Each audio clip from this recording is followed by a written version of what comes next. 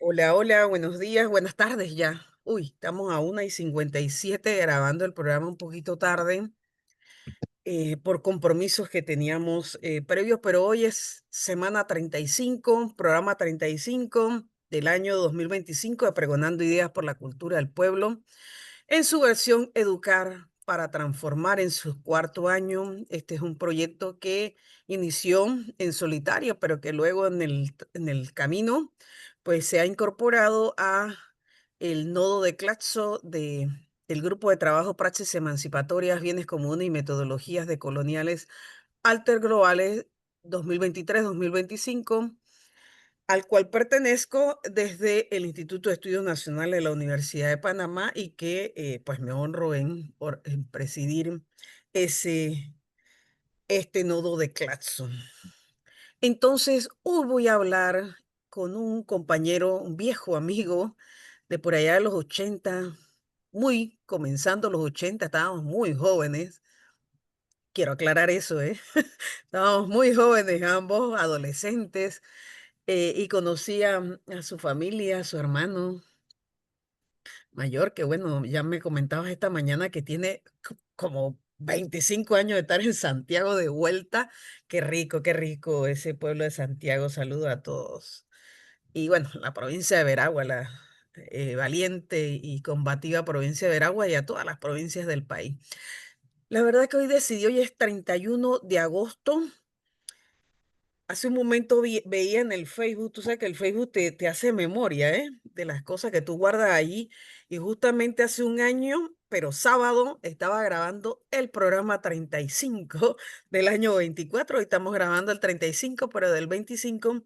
Y tengo un invitado de lujo, un compañero. Él es Jaime Flores, que la verdad yo no sé por qué Jaime no has estado otras veces, pero ya estarás en este programa de Pregonando Ideas. ¿Quién es Jaime? Jaime es profesor de Historia y Filosofía. Es licenciado en Derecho y Ciencias Políticas con especialidad en Derecho Laboral. Y la verdad que Jaime, además, tengo que decirlo, no me lo enviaste, pero tú eres un militante conspicuo, un militante realmente desde muy jovencito de la vida y de la vida colectiva de nuestro Panamá profundo, de nuestros barrios, de Santana, de San Felipe y bueno, de toda esta provincia compleja y diversa que tenemos. Y de paso, la verdad que eres un analista hoy por hoy reconocido por todas y por todos de la realidad nacional, Jaime. La verdad, no solamente de los procesos electorales, que eso también, sin duda alguna, tengo que decirlo acá. Estás muy versado en el tema de los procesos electorales post-invasión. En realidad, eres un referente, Jaime, y eso me enorgullece que seas mi amigo desde mi adolescencia, porque habla de ese relevo generacional justamente que somos tú y yo.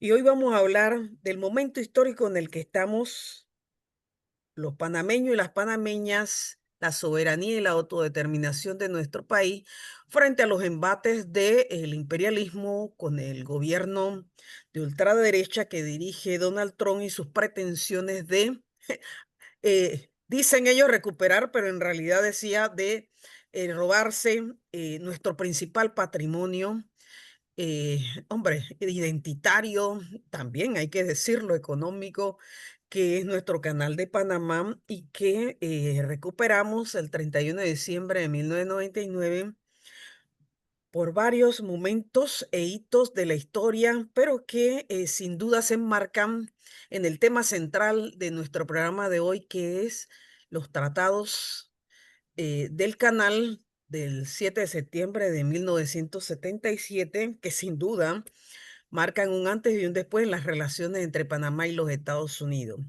Porque, bueno, a unos días estamos en esa conmemoración de esa firma histórica de esos tratados que hoy nos ponen de vuelta, Jaime, en esa revisión integral que tenemos que hacer, hombre, como ciudadanos y ciudadanas, desde las izquierdas, desde los grupos progresistas, es decir, desde los nacionalismos ¿Cuál es el rol que tiene que cumplir esta generación actual, incluyéndonos a nosotros, que todavía, a ti y a mí, que todavía estamos Sí. para, hombre, dar nuestra semilla? Mira, y comienzo con Bolívar, con ese grande pensador, estadista y libertador de los pueblos del sur y un poco más acá de nuestro continente, hombre, trascendió el proyecto de Bolívar hasta el Istmo y más allá, Centroamérica, en el Caribe costarricense y nicaragüense. Y hubiese sido posible, hombre, si no hubiese fallecido, la verdad, en ese proceso nuestro libertador. Más cuesta mantener el equilibrio de la libertad, esto de lo que vamos a hablar hoy, que soportar el peso de la tiranía. La verdad que nosotros definimos, Jaime, nuestros padres, nuestras madres, nuestros abuelos y abuelas definieron cuál iba a ser el destino manifiesto de nuestro país y que se culminó con esa tarea el 31 de diciembre de 1999. Y vamos a arrancar por allí, luego vemos en retrospectiva los antecedentes de esos tratados de 1977 que se dan, sí, en medio de la dictadura militar del general Omar Torrijos, que tiene sus detractores, como lo tienen todos los grandes personajes de la historia, pero que también tienen quienes le reconocen el valor que en el caso de Panamá concretamente y de esta materia, que es la materia fundamental de nuestro país, ese momento histórico del que queremos hoy hablar y que queremos resaltar frente al próximos días, estamos a ese 7 de septiembre. Bienvenido, Jaime. Saludos. Sí, primeramente te agradezco la oportunidad que nos da en la tarde de hoy de hablar de un tema tan importante. Son los 48 años de la firma de los tratados Torrijos-Carter, no sin antes igual expresarte mi aprecio, admiración por todo el trabajo académico, intelectual y político que has venido haciendo durante mucho tiempo, la cual constituye un ejemplo para todos nosotros. Mira, eh, hablar de los tratados Torrijos-Carter representa en la actualidad, en la coyuntura, referirnos a un tema que tiene su base, si bien en el Panamá del siglo XX, pero que toma relevancia en la actualidad con todo lo que se ha venido dando en el país, sobre todo en los últimos meses, tras los pronunciamientos de Donald Trump y el tema de las bases militares aquí en Panamá, que es un tema que podríamos analizar, ¿no?, en el transcurso. Bien, un primer momento que tenemos que ver con el tema de los tratados Torrijos-Carter es que en la década de los 70, como bien lo señala, cuando estábamos en pleno régimen militar dirigido por el general Omar Torrijos, se planteaba el tema ese del liderazgo unilateral de Torrijos. Algunos sectores decían, bueno, los tratados han sido producto de la secuencia, de la trayectoria, del liderazgo del general. El mismo general Omar Torrijos, en distintos eventos que se dieron públicamente, él decía, no, estos tratados, si bien están impulsados bajo este gobierno, bajo su mandato, fueron el resultado de una lucha generacional. En este caso, el general Omar Torrijos llegó allí como parte de una coyuntura política que se inicia en el año 68, pero él no hubiera avanzado más allá de lo que fue el mismo acto en el año 77 si no se hubiera dado toda una plataforma, una base histórica que no podemos olvidar y que constituyen, digamos, los precedentes de los tratados. Mira, hablar de los tratados Torrijos-Carter significa remontarnos al Panamá de los primeros años del siglo XX, con el Tratado Hey-Bruno Varila de 1903, del cual nosotros hemos escrito y hemos hecho referencia en distintos ensayos, y que hemos sostenido que estos tratados fueron el resultado de un alto grado de traición por parte de los denominados próceres de 1903.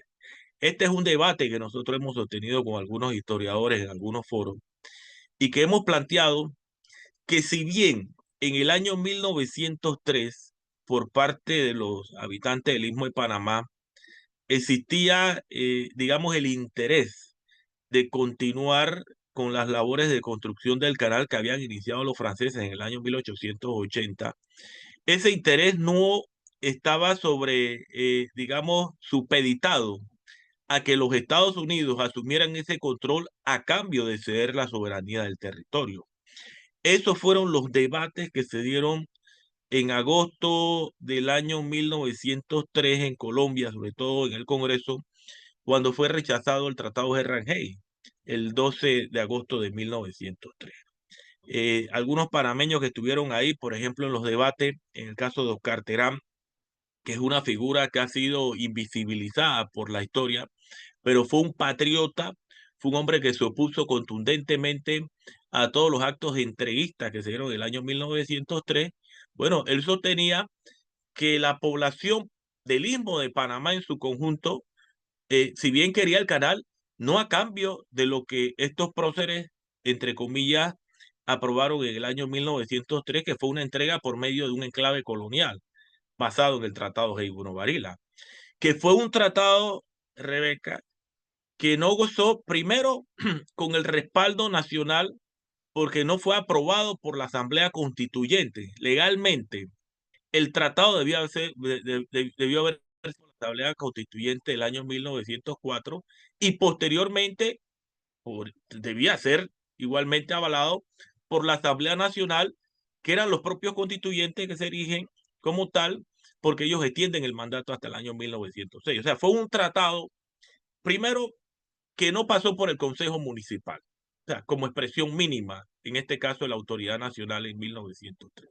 No pasó por la Asamblea Constituyente y mucho menos por la Asamblea Nacional. Pero como dices tú, y es importante porque este es un programa educativo, ese fue un tratado que no solo es ilegítimo, porque no contó con el respaldo de las instituciones del Estado naciente, sino que es un tratado lesivo y antinacional, porque sí contó con el respaldo de esos que hoy se denominan próceres de esta república, que 15 días después de esa gesta de separación de Colombia, avalaron ese tratado.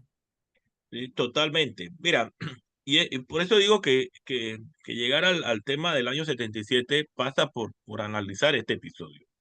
Mira, cuando los tratados se firman el 18 o lo firma, en este Oh, caso el Bruno Varila así es, con Hay, el secretario del Departamento de Estado de los Estados Unidos, eso fue producto de un mandato que le habían dado estos próceres. O sea, Jebu no Varila por no era supuesto. panameño, era un francés que tenía sus intereses en la compañía del canal y él estaba fundamentado en base a sus intereses económicos y pecuniarios. Pero estos próceres le dieron el aval de firmar ese tratado. ¿Qué pasa? Así es. Que esos tratados se firman el 18 de noviembre, estamos hablando de 15 días 15 días. aproximadamente después del acto separatista, y el 2 de diciembre esos tratados llegan desde Nueva York a la ciudad de Panamá en caja blindada con la instrucción de ser aprobados por la Junta Provisional de Gobierno de forma urgente. Y esos Urgente. tratados llegan en caja blindada y sellada. Increíble. Entonces lo que hacen es que los tratados llegan el 1 o 2 de diciembre del año 1903 y en cuestión de horas se aprueban y se mandan de vuelta a los Estados Unidos. Todo en inglés, Rebeca. O Sí, sea, en inglés, en 1904, enero del 4. bueno, estamos hablando de que el 18 de noviembre se firman los tratados de Varila en Washington.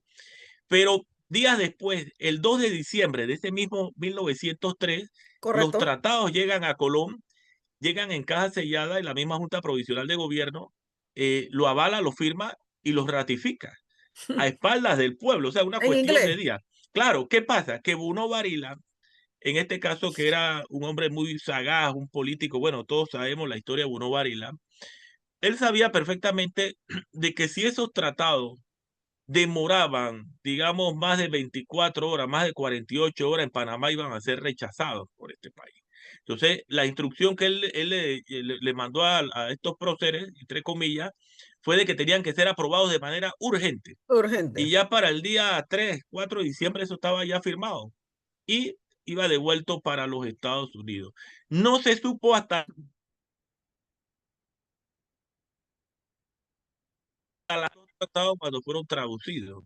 ¿eh? O sea, esos tratados posaron en inglés por espacio de más de 10, 15, 20 años y aquí en Panamá no se sabía el fondo de los mismos. Entonces, ahí lo que se crea fue un enclave colonial donde estos denominados próceres lo que hacen es que entregan gran parte del territorio de Estados Unidos. Ahora viene un punto también que pasa por el análisis histórico. Correcto. Es que la firma de estos tratados, Torrijos-Carter y su aprobación en el año 1903, contradecía por completo la lucha secuencial que los ismeños, los panameños, en ese proceso de fortalecimiento de la conciencia nacional, venían gestando durante todo el periodo decimonónico. Estamos hablando que el siglo XIX nosotros lo hemos denominado como aquella centuria donde se va perfeccionando la conciencia nacional de los panameños Correcto. a través de distintas gestas. Te pongo un ejemplo. En el año 1840, Tomás Herrera con el Estado del Istmo, ¿ve? Que fue la segunda gran independencia de este país, después del 28 de noviembre de 1821, y en donde se Ujú. proclama un Estado del Istmo independiente de Colombia. Lo que pasa es Así que al es. final los colombianos amenazaron a Tomás Herrera y aquí no había una capacidad de armas de defender Sí, tuvimos y varios hicieron, intentos. claro, hicieron abrogar la constitución del 1900, de 1841 y el tratado. Por ejemplo, el incidente en la Tajada de Sandía en 1856, el Correcto. Estado Federal de Justo Arosemena. O sea, aquí se venía gestando toda una base nacionalista de rechazo al injerencismo, en este caso estadounidense, en Panamá, a lo largo del siglo XIX, que fue negado en el año 1903 por los próceres al hacer una entrega total, digamos, del Istmo de Panamá por parte de estos tratados que fueron una estaca, como bien se mencionó durante todo el siglo XX, en el corazón de los panameños. Unos tratados Correcto. que entregaban la soberanía, entregaban la territorialidad, que crearon una zona del canal, o sea, crearon un país dentro de, de otro país. Por eso es que el general Torrijos hablaba en su momento de la quinta frontera, donde había un gobernador, donde había comercio, donde había toda una base, digamos, de ciudadanos estadounidenses excluyentes, racistas, donde había una cerca y los Estados Unidos allí se habían constituido sobre todo en un territorio como si fuera soberano. Todo eso provocó la repulsa nacional a lo largo del siglo XX, que llega pues hasta los tratados de 1977. O sea, en síntesis, lo que podemos decir es lo siguiente. Los tratados del año 1977 le dan punto final a toda una historia de enclave colonial que parte desde los tratados Heybuno-Varila de 1903, que llevan a cabo una lucha generacional, como bien mencionamos al inicio, por parte de estudiantes, obreros, campesinos, dirigentes e incluso también comerciantes en este país con conciencia nacional, que en su momento tuvieron pues algunos episodios protagónicos en este país. Entonces, cuando el general Omar Torrijos en el año 1977 firma estos tratados luego de un plebiscito, lo que hace es simple y sencillamente poner en el contexto histórico, en el contexto político internacional, todo un escenario que se venía gestando en el siglo XX y que era ese grito por parte de los panameños de ser libres e independientes totalmente. Eso es lo que se llamó en su Soberano. momento el perfeccionamiento de nuestra soberanía, la panameñización del canal y la expulsión del enclave denominado zona del canal, que durante todo el siglo XX causó pues tantos estragos en este país. Sí, sí, sí. Pero mira, es interesante porque aquí vamos a hacer un poco de historia para entender cómo llegamos a ese tratado del 77. Y como tú bien señalas, nacimos con un enclave colonial que quizás los libros de historia, digamos los oficiales, no lo plantean taxativamente como ahorita lo estamos abordando, pero que justamente estas son las tareas que tenemos pendiente en materia de educación. Rehacer toda esa visión de los hechos de la historia panameña que no han sido contados.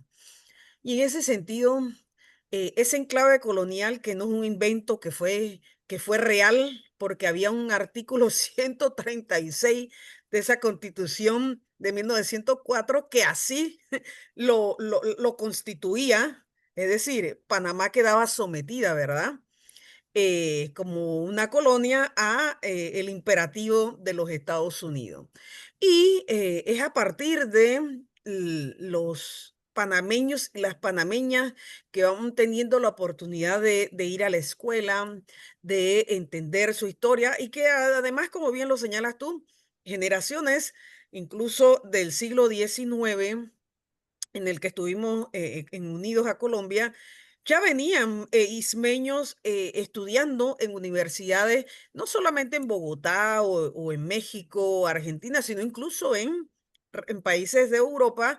Entonces, toda esa conciencia nacional, esa identidad nacional muy claramente identificada y definida, como tú lo señalaste, desde el siglo XIX, son esos elementos los que obligan a esa generación del 10, del 20 y del 30 a entender que es esos que habrían definido el surgimiento de la república en esas condiciones terribles, ¿verdad?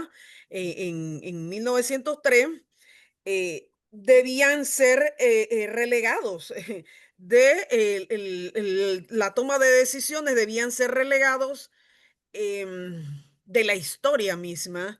Y hay una confusión. Todavía en estos días estaba conversando con el amigo Antonio Méndez allá en el IDEN y el amigo Víctor Ortiz sobre algunos claros oscuros, Jaime, que tiene ese periodo y ese proceso concretamente desde la fundación en el 23 de Acción Comunal hasta el golpe de Acción Comunal, sus actores, las condiciones de ese periodo y la verdad, algunas imprecisiones que se tiene en la interpretación de lo que significó acción comunal para el proceso nacionalista panameño. Y la verdad que nos encontramos alguna cosa interesante en esa discusión que tuvimos. Ojo, que, por ejemplo, trayéndolo a tiempos más cercanos, en la década de los 70 justamente, en el marco de, la interpretación del análisis de cómo entender,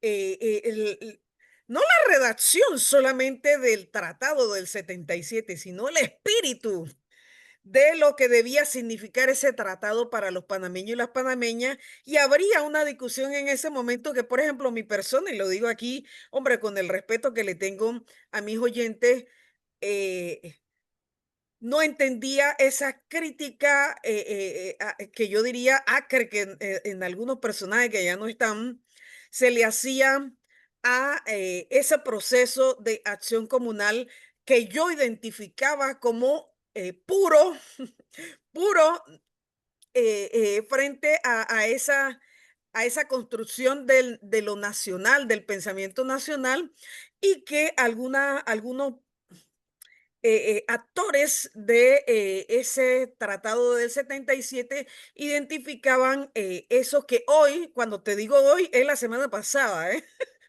Estábamos justamente refrescando el compañero Víctor Ortiz, Antonio Méndez y mi persona, y parece que uno tiene que ser científico en estos aspectos y debo reconocer que hubo una época en el que tuve una confusión y aquellas críticas que le hacían a Acción Comunal, quienes participaron de esa construcción del Tratado de 1977, parece que tenían razón. Eh, Hubo actores y circunstancias en ese proceso de la década del 30 que no apuntaban hacia aquello que ya venían exigiendo, exigiendo y definiendo con claridad los panameños y panameñas que entendemos ahora que no solamente Omar Torrijos, que es el que firmó el tratado, sino quienes estuvieron en la construcción de ese proceso tuvieron más claridad de la necesidad que tenía Panamá frente a ese coloso del norte. Entonces, mira, la verdad que tenemos que hacer Sí, estos ejercicios, yo diría que con urgencia, Jaime, con sí, urgencia, totalmente.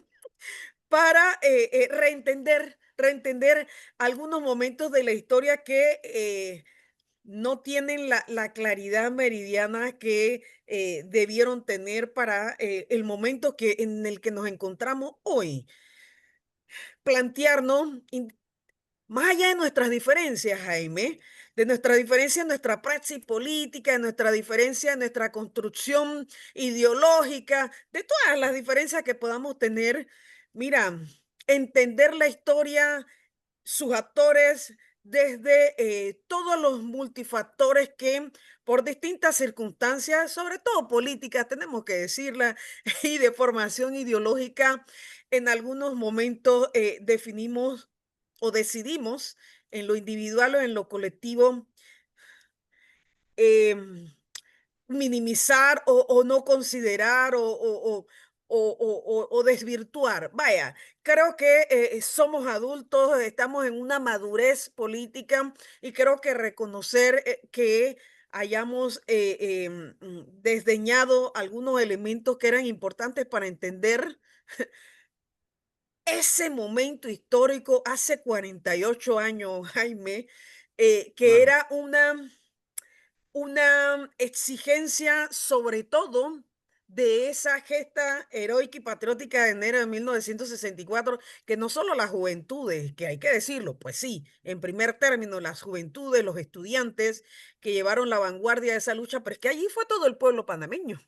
Detrás de esa juventud, de esos institutores, a esa confrontación directa con el enemigo que teníamos en esa quinta frontera, que era el resultado, Jaime, de distintas visiones, de distintas percepciones de las décadas anteriores, unos más, unos menos, vaya, pero que quienes estuvieron en ese proceso, este que hoy nos interesa conversar, que estamos conversando, de por qué de los tratados Torrijos-Carter, que además se dice como tal cual son los tratados, porque es en plural.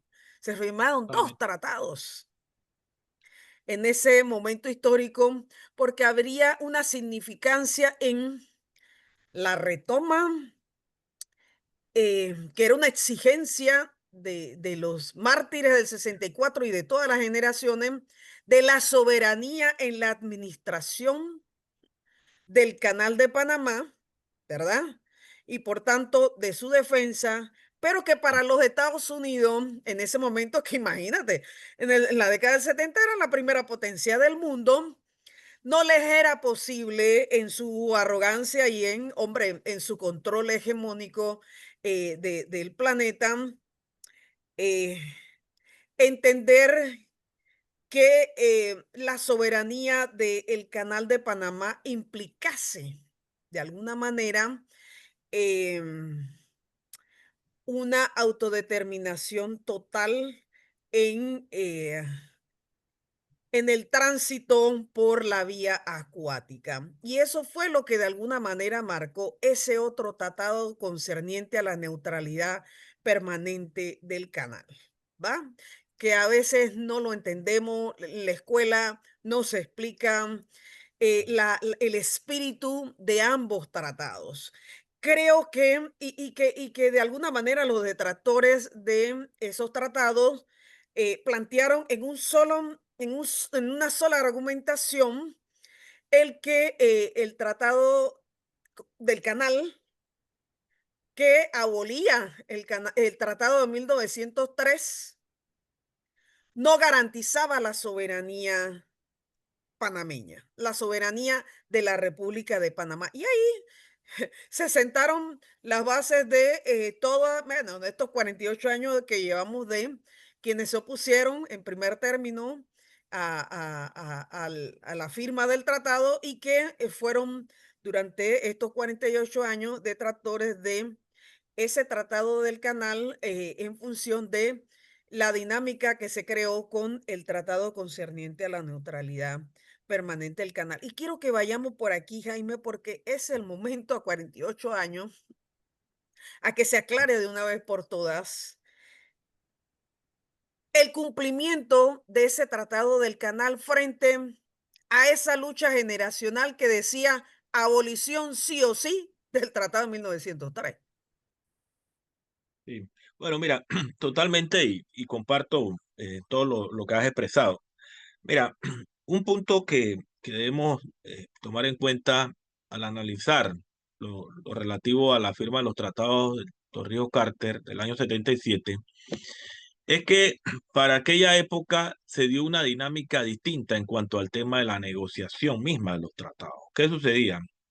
Desde el año 1903, que ya hablamos, pues, con este acto total de entrega, traición que dieron estos próceres al país, se procedió a una serie de negociaciones con el fin o con el objetivo, pues, de llevar a cabo algunas reformas, actualizaciones al Tratado de Eibuno-Varila, que los propios comerciantes, la burguesía comercial casateniente, que fueron los que avalaron el mismo tratado cuando se dieron cuenta con el paso de los años que esos tratados no les servían a sus intereses porque no podían hacer negocios en la zona del canal porque eso estaba sitiado por comisariatos y comercio estadounidense, sobre todo proveniente del mismo estado. Ellos se plantearon la tarea de llevar a cabo algunos actos reformatorios del mismo tratado. Pero estos actos se daban a la espalda del pueblo.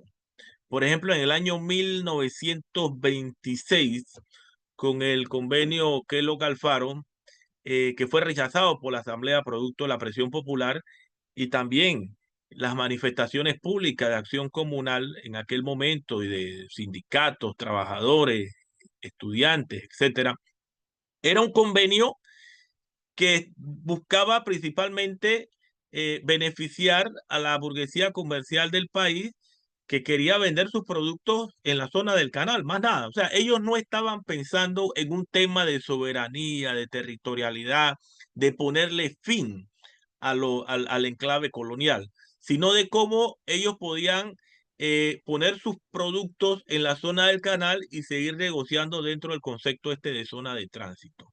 Bien, eso fue rechazado en el año 26. Fue un convenio a espalda del país y por ser a Correcto. espalda fue rechazado por el mismo pueblo en las calles. Ujú. En el año 36 se firma pues lo que es unas nuevas reformas al tratado Heibuno-Varila, el famoso tratado Arias-Roosevelt de aquel año, en donde si bien se pone fin al tema del intervencionismo del artículo 136, eso se da en un contexto internacional, donde los Estados Unidos estaban concediendo a algunos países, a algunas naciones de Latinoamérica y del mundo, porque sabía que venía una guerra, ¿no? Que venía una Correcto. guerra en el mundo.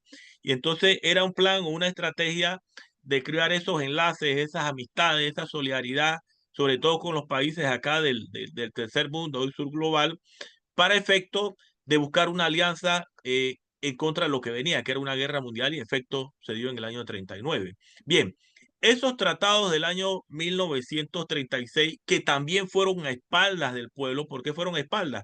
Porque fueron negociados por la élite económica, la élite política de este país, los liberales de aquel momento, contenían una cláusula Ujú. donde el país podía ubicar sitios de defensa en caso de una guerra mundial. Y por eso es que en el año 42 se firma, pues, entre Panamá y los Estados Unidos un convenio El convenio de donde se bases. instalan sitios de defensa en el Istmo de Panamá. Ujú. Aproximadamente fueron 120 bases militares que fueron en el año 1947, como bien se sabe, rechazadas por el pueblo panameño que se opuso a la extensión de la misma. Esa fue la gesta del año 47, que fue una gesta estudiantil, una gesta Imagínate, pensaban, patriótica, querían que se extendiera 10 años después de la que guerra. ¡Qué se, locura! que se extendiera 10 años después de la guerra. Bueno, esa fue la primera derrota que sufren los Estados Unidos luego de la Segunda Guerra Mundial en el mundo. Correcto, ¿Ya? La correcto. primera derrota, 2 años después de finalizada la Segunda Guerra Mundial, aquí en Panamá se le dice no a las bases militares. Bien, en el punto específico de los tratados Torrijos-Carter del año 1977, tenemos que analizar también el contexto Ahora, internacional y la pero un paréntesis geopolítica. que no Ajá, señalé, no precisé, y Jaime, y es perfecto, importante. Ese tratado del canal es el tratado del canal y bases militares. exacto. Ojo. Sí, sí, exacto. Bueno, en el caso del tratado, de los tratados del año 1977, aquí tuvieron una particularidad distinta. O sea, ¿quiénes fueron los negociadores? ¿Quiénes fueron los principales protagonistas, aparte del liderazgo del general Omar Torrijos en su momento? Era gente que venía durante la década del 40, 50 y 60 luchando por el tema de la soberanía. Por ejemplo, el caso de Aquilino Boy, Materno Vázquez, ahí estaba el dirigente en su momento Adolfo Ahumada, Navas Paz, o sea, había una serie, Aristides Rollo, Rómulo Escobar Betancourt, o sea, era toda una camada de dirigentes de juventud, tuvieron pues un protagonismo en este país, pero ¿qué sucede? Que en el año 1968, después del contragolpe que se da en el año 69, donde el general Omar Torrijos asume por completo el poder de la Guardia Nacional, él llama a todos estos sectores estudiantiles que habían sido opositores en las calles a la Guardia Nacional y lo suma a una lucha por el rescate de la soberanía. Eso no fue entendido en su momento y todavía es objeto de debate, ¿ya? Porque se cataloga como un acto de traición. O sea, la gente, o sea, vamos a ubicarnos en el año 1968-69, cuando había, primero había muchos dirigentes en las cárceles, en la Modelo. La mitad del Partido del Pueblo estaba en No, y la los que cárcel de estaban Modelo. exiliados, acuérdate. Había gente exiliada, había gente en Coiba, habían desaparecido. O sea, Hay que cómo entender en esa ese, dinámica, sí, claro. sí, o sea, cómo en ese momento tú te sientas a dialogar, a discutir, en este caso con el general Omar Torrijos y todo su equipo, un tema de soberanía y descolonización. Bueno, esto fue todo un proceso que se dio a lo largo de muchos años que culminó con los tratados Torrijos-Carter dentro de una, digamos, una temática estratégica que era ponerle fin al enclave colonial, ¿ya? Este es un tema que se ha discutido mucho, pero al final, cuando se firman los tratados del año 77, se veía como algo muy lejano el año 2000. Decía, bueno, eso no se va a cumplir. Es más, los Estados Unidos, después que sale Jimmy Carter del poder, ya habían posturas de abrogar ese tratado, ¿ya? Que lo habían considerado como lesivo a sus intereses imperiales. Para Pero bueno, ellos, la sí. coyuntura política internacional que se daba en aquel momento durante la Guerra Fría, y sobre todo la Unión Soviética y demás, todo lo que se daba en el mundo con el tema de los no alineados, los conflictos internos en América Central, las guerras estas de liberación en Nicaragua, en El Salvador, en Guatemala y demás, eh, pusieron también un obstáculo a los Estados Unidos en el sentido de que América Latina, o sea, el escenario que había en América Latina, el escenario político, el escenario militar, era un escenario de defensa de la territorialidad y la soberanía, y sobre todo aquí en Panamá durante la década de los 70 y los 80, aquí se fortalecieron los movimientos populares, estudiantiles, sociales y demás, dentro del Consejo de Defensa Nacional de la Territorialidad y muchos militares nacionalistas en su No. momento, pues no vamos a negarlo. Otros no, algunos sí tenían esa conciencia nacional. Entonces, aquí había toda una situación, hubo un debate en la década del 80 sobre el tema. Bueno, finalmente, después pues, No, pero es que espérate, también ajá, habían en paralelo, Jaime, que hay que decirlo, la sí, instauración de dictaduras de derecha en América, totalmente, sí, el golpe en Chile, vaya, en el 73 realmente generó una postura, sobre todo frente a las izquierdas, ¿verdad? Y algunos exacto, progresismos que ya se venían dando en Panamá, de rechazo, de rechazo a lo que sea que proponía la dictadura, bueno, y en ese momento ya en los 70 de Omar Torrijos. Vale, sí, entonces, aun cuando llegase la invitación, que yo no sé, eso no está muy claro si se extendió o no se extendió a esos sectores que estaban en el exilio, que es lo que algunos señalan que no fue así, pero más allá de si fue cierto o no, hubo sectores que estuvieron excluidos del proceso, Jaime, por las total, circunstancias, vaya, sí, que totalmente, sí. dictaminaba toda la región. Claro, no, había una situación política bien complicada en América Latina. Por ejemplo, en la década de los 70, los Estados Unidos venían de una derrota contundente en Vietnam. La mayoría de los países de África se habían liberado por las luchas estas nacionalistas en contra de las potencias, Inglaterra, Francia, Bélgica. Hubo luchas que se dieron después de la Segunda Guerra Mundial de Liberación Nacional el surgimiento de los países no alineados en el año 61. O sea, había todo, la revolución cubana, La todos estos, Revolución Cubana, sí. sí, todos estos movimientos políticos, como bien lo señalan, que luchaban en contra de las dictaduras, por ejemplo, en el caso de Pinochet, el caso de Stroessner, el caso de Somoza. O sea, Las había de una situación Centroamérica, en terrible. Centroamérica, había una situación, digamos, encendida aquí en América Latina y en el mundo.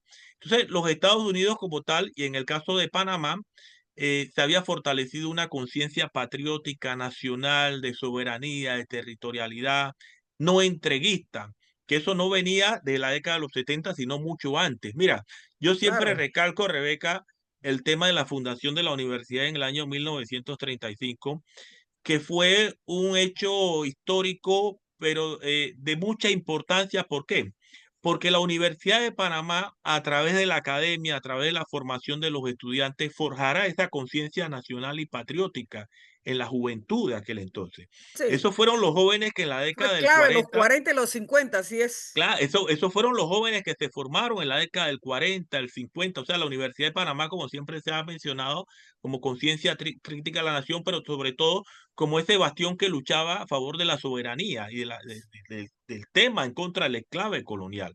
Entonces, aquí hubo todo un proceso de lucha en la década del 40, el 9 de enero del 64, que muy bien menciona, eh, que, bueno, todos sabemos las consecuencias de ese acto patriótico nacionalista de los jóvenes estudiantes, iniciado por los jóvenes del Instituto Nacional, que se suma Mm, el pueblo panameño, 21 muertos, más de 500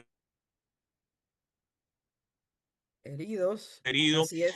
y Estados Unidos por parte de Roberto Chiari, impulsado o presionado por el pueblo panameño que se lo estaba exigiendo en las calles. Estaba en Todo las esto calles el crea el pueblo. ambiente. Claro, la gente estaba pidiendo armas en las calles. Lo que pasa es que, bueno, habían incluso movimientos que querían asaltar cuarteles para efecto de defender la soberanía ya a un nivel de disparos. Pero bueno, se da el rompimiento de relaciones de Panamá con los Estados Unidos y eso lleva todo un proceso de apertura hasta abril del año 1964. Bueno, y No, mira. culmina pues en el año 1977. Esto pasó también por unas negociaciones que se dan en el año 67 con los famosos tratados 3 en 1, que la oligarquía liberal, en este caso del presidente Marco Aurelio Roble, que eran Robles, los que mandaban en su momento, ellos negociaron un tratado conocido como los 3 en 1, 3 en 1. que ampliaban la permanencia de los Estados Unidos por espacio de 100 años, o sea, hasta el año 2067, imagínense, ¿no? Con la posibilidad de extenderlo más allá.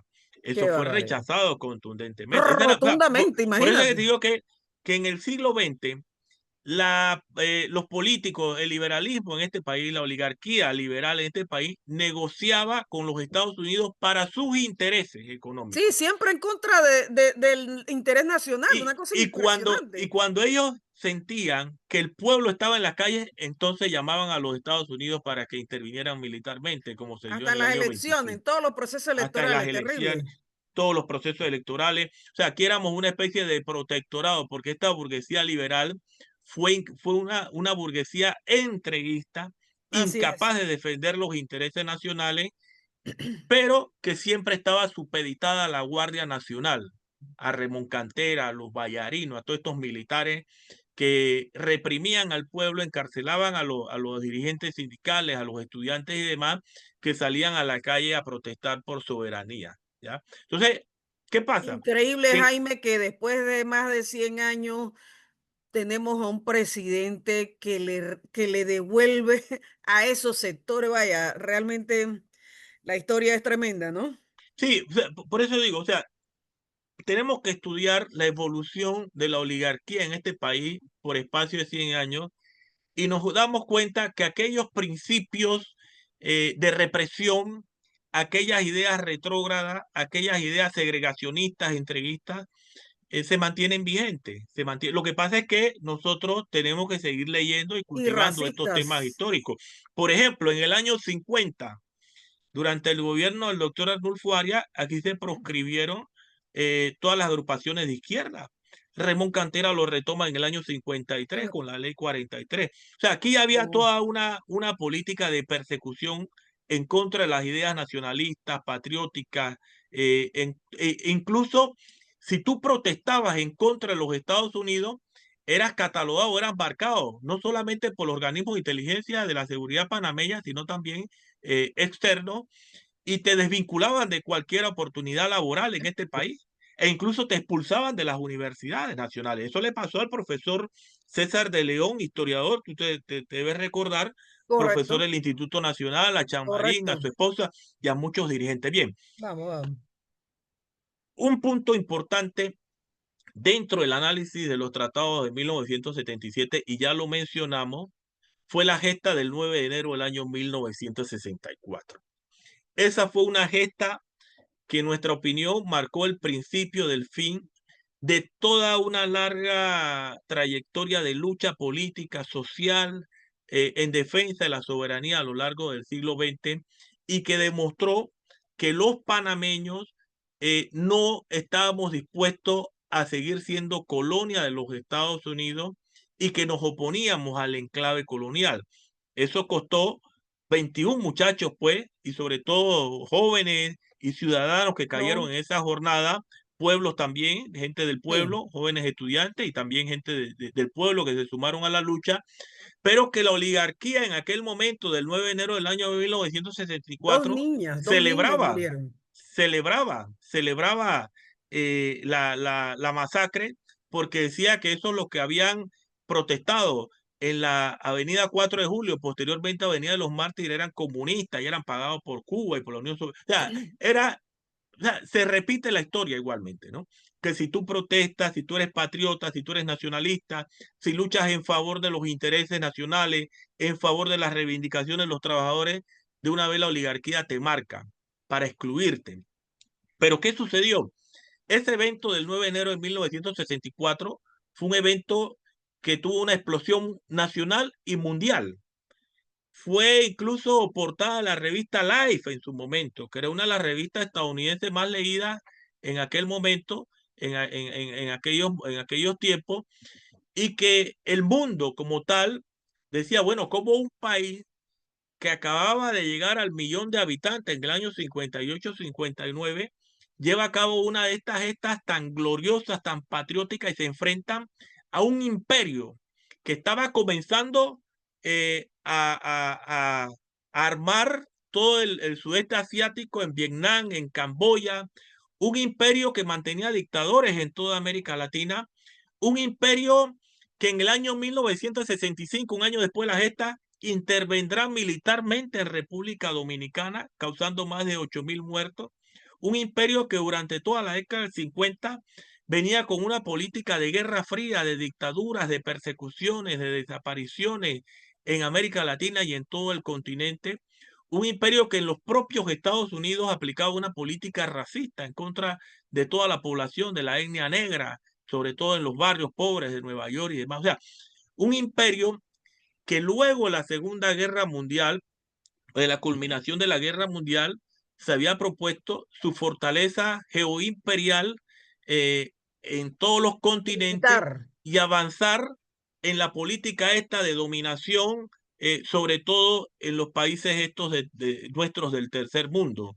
¿Ve? Entonces, en el caso de Panamá, la gesta del 9 de enero impactó a nivel nacional, impactó el país, creó una unidad nacional, todo el país se unió a favor de los estudiantes y de los que estaban en ese momento luchando en la ciudad capital y que portaban la bandera nacional. También eso demostró en Panamá algunos sectores que todavía colonizados mentalmente, de que los Estados Unidos con ese enclave colonial estaban dispuestos a asesinar panameños con el afán de seguir manteniendo el control en la zona del canal, porque ahí los que murieron fueron jóvenes, sobre todo ciudadanos, gente patriota, ¿ve? Gente que lo único que reclamaban era la defensa de la soberanía nacional. Bueno, esa lucha del 9 de enero del año 64 fue retomada en la década del 70 y tiene como corolario pues la firma de los tratados Torrijos-Carter,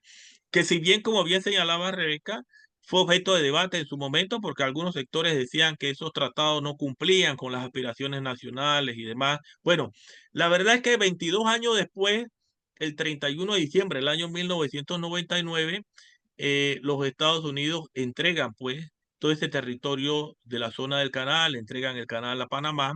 La Y lo que nos administración. queda ahora, ¿qué es? Lo que nos queda ahora, ¿cuáles serían las tareas, ¿no? Para no quedarnos en el pasado, Hay es tareas. seguir luchando por la defensa de ese territorio y de la soberanía nacional. Y Hubo sobre una todo de generación la neutralidad, Jaime, porque hay de la que llamar la neutralidad cosa por su totalmente, nombre. del Tratado de Neutralidad. Hubo una generación que luchó en la década del 40, del 50, del 60, del 70. Ahora hay una generación que le toca defender, ¿no? Defender todo aquello que se conquistó, todo aquello que se luchó, toda aquella sangre derramada, sobre todo. Pero eso se da en el marco de la historia, Rebeca, en el marco de la sociología, en el marco del debate, en el marco de la lucha ideológica, en la lucha política. O sea, nosotros tenemos que entender los procesos de lucha de liberación nacional, del forjamiento de la conciencia nacional que se dieron desde el siglo XIX y mucho antes, y Así todo es. ese paso que se gestó en la década del 20 y que fueron gestas de luchas eh, llevadas a cabo sobre todo por el pueblo panameño y no por la oligarquía, que tenían como fundamento el rescate de la soberanía Pero esas nacional. son tareas, Jaime, y te lo tengo que decir aquí con toda franqueza, que ustedes, los profesionales de la historia, de la disciplina de la historia, eh, han tenido que hacer esta discusión y están obligados y Total, obligadas, porque hay historiadoras, compañeras, a hacer esta discusión, pero antes de ayer, mi estimado sí, Jaime, porque total, tenemos imprecisiones en la narrativa colectiva, tenemos realmente una narrativa oficial que no se apega a la realidad y ello impide, ha impedido todo el tiempo, pero actualmente sigue impidiendo, sobre todo para las generaciones actuales, y lo que no quiero en lo personal, Jaime, es que también lo sea para las generaciones futuras, que sigamos realmente con esa narrativa imprecisa, con esa narrativa incorrecta y falaz de lo que realmente ha sido la lucha nacionalista en nuestro país, que no responde en lo absoluto a los intereses de la clase dominante de nuestro país, como muy bien lo has señalado tú, frente a a ese tratado del canal y de el fin de la presencia militar en las riberas del canal de Panamá, pero también tengo que decirlo, Jaime, frente a la tarea pendiente que tenemos de una renegociación de ese tratado concerniente a la neutralidad sí, permanente del canal. Y en ese sentido, porque estamos en los últimos minutos, Jaime, quiero invitar a nuestros oyentes, a nuestras oyentes, para que la segunda parte de este programa, porque en un programa, en una primera parte, es imposible abordar todos los aspectos del significado del 7 de septiembre de 1977 para el nacionalismo panameño, para el pensamiento nacional panameño y nuestras formas ideológicas que nos rigen hoy, pero también, Jaime, que es muy importante y que lo quiero ver en la segunda parte, es decir, la próxima semana, entender la dinámica de la región latinoamericana, porque es a partir del 77 en que Panamá se forja, hombre, sin lugar a dudas, un espacio, un sitial en el pensamiento latinoamericano. Y de eso vamos a hablar en la segunda parte del programa la próxima semana, porque,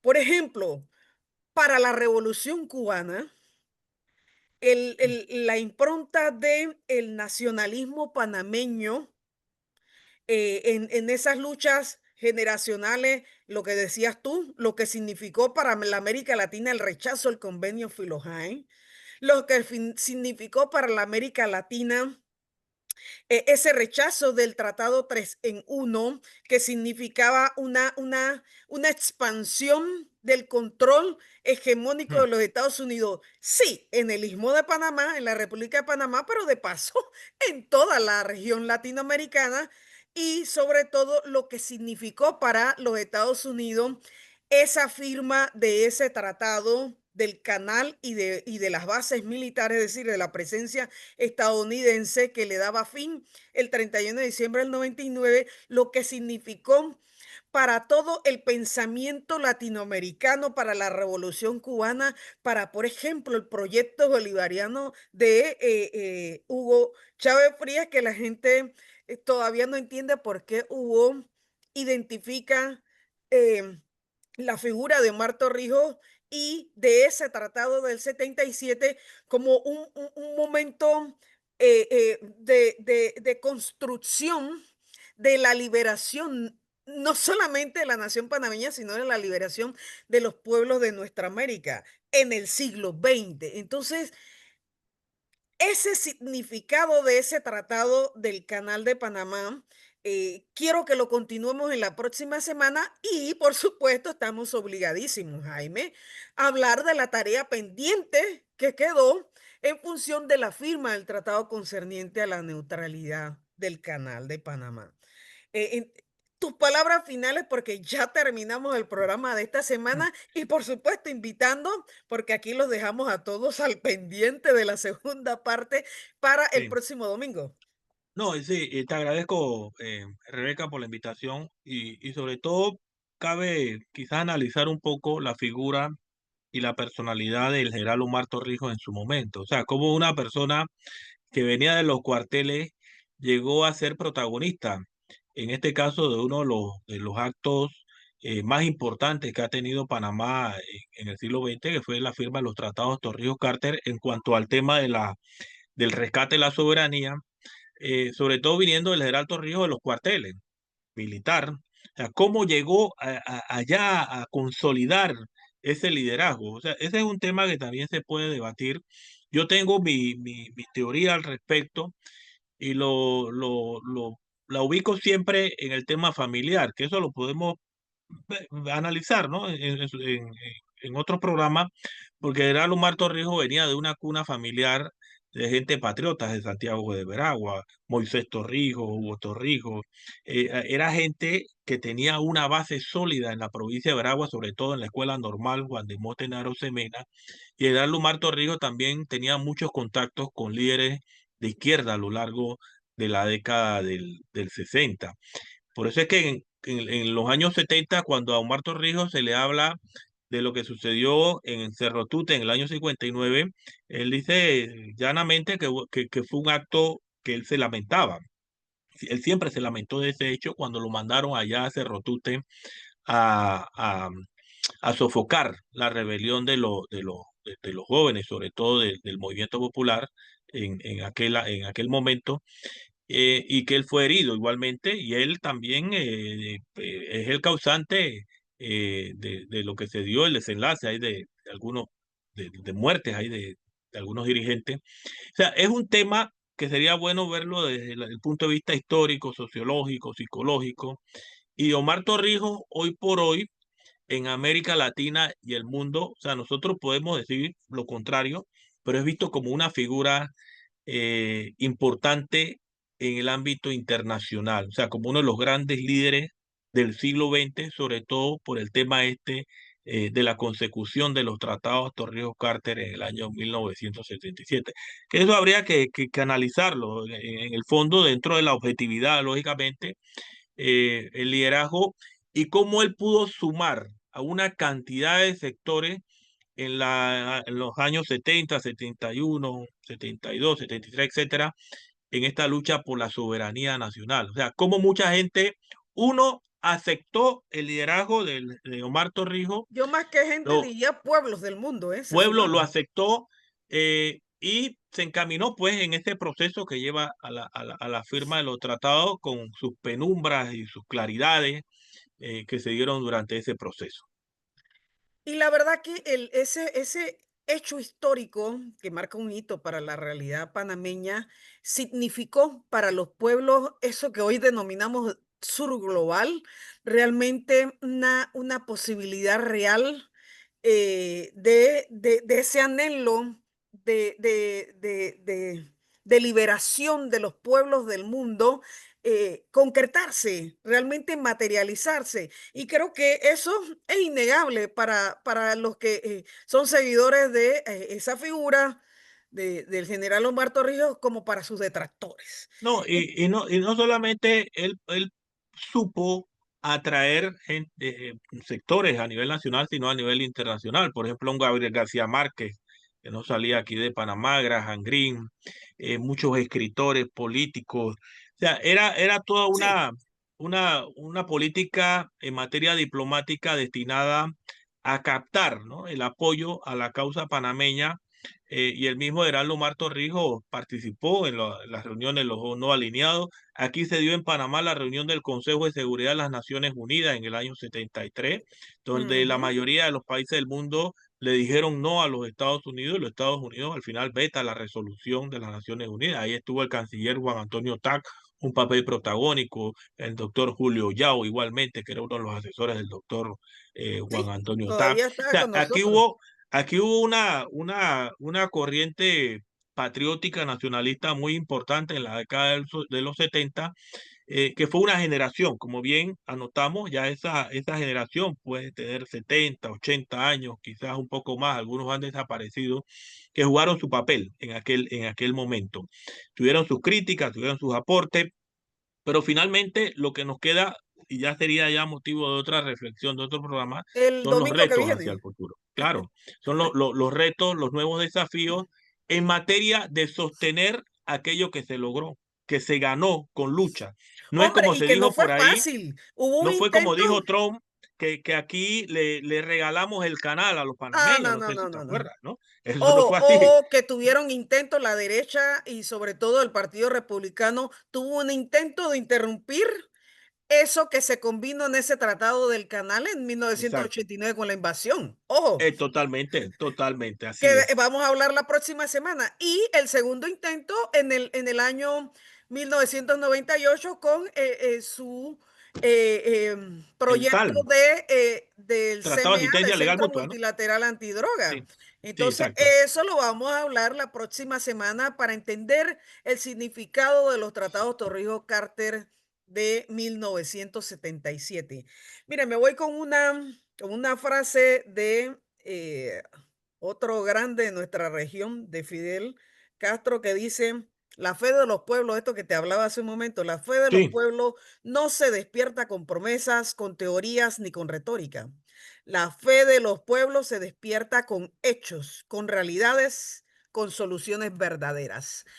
De eso vamos a seguir hablando en la segunda parte el próximo domingo. Esto fue Pregonando Ideas por la Cultura del Pueblo, versión Educar para Transformar. Un abrazo, Jaime Flores, y nos vemos el próximo domingo. Chao, chao. muchas gracias, igual. Bye.